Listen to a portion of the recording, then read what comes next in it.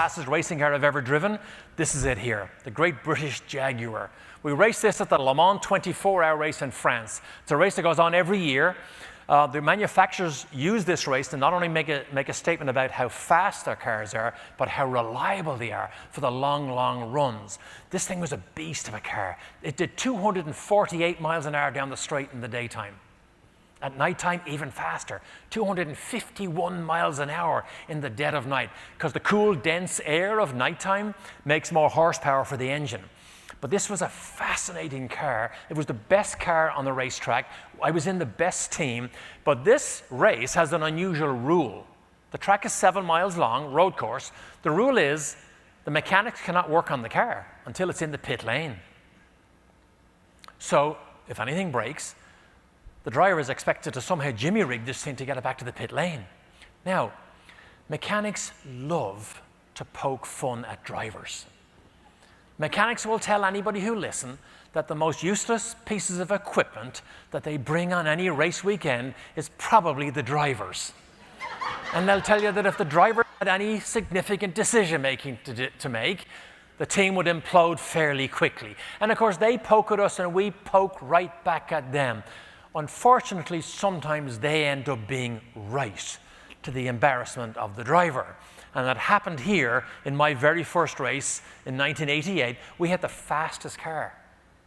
Davy Jones, my teammate from Houston, Texas, did the first 2-hour stint. He was almost a minute in the lead. He comes in, turns it over to me. I get in, strap the seatbelts on, blast off down the straight. This car is a beast. We continue to build a lead. I'm almost 2 minutes in the lead. When I get the end of my 2-hour stint, I get a radio message, Derek, pit, next lap. I pull the car into top gear as I'm going down the long straight. You're not even going fast enough to use top gear. You're above 237 miles an hour in this thing. I pulled it back into top gear. The gear lever broke in my hand. And what was worse, I pulled it out of the gear I was in.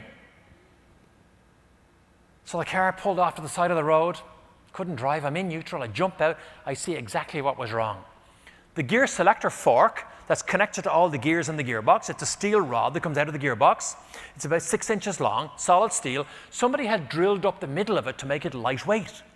Well, they didn't deburr the inside of it, which means they left a jagged edge. Jagged edge caused a vibration. Vibration caused a crack. And after 4 hours of running, it broke. But there was 2 inches of it still sticking out. Now, they give us a little toolkit in this long-distance racing cars. I rolled it out. Sure enough, there was a vice grips wrench there.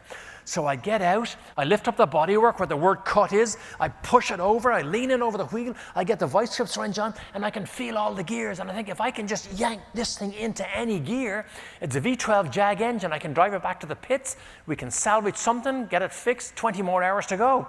I'm leaning in, and I'm trying to get this thing into gear. For those of you who have ever tried to get a car or a motorcycle into gear when the engine isn't running, you know you have to rock it back and forth to get the gears to line up, and then they'll slot in. Well, leaning in from the side, I couldn't rock it back and forth. But see the rear wing? See how low the rear wing is on the car? I walked around the back side, and I leaned in over the rear wing.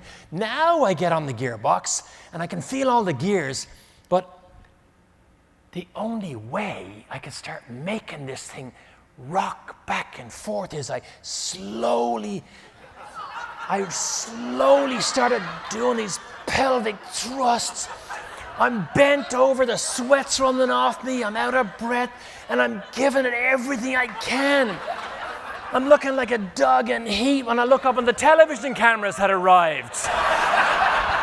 And there I am on the big screen TV, my sponsors, my mechanics are back in the pits looking at the monitor thinking, what is he doing at the back of our car? What is broken, or what is he using to fix it?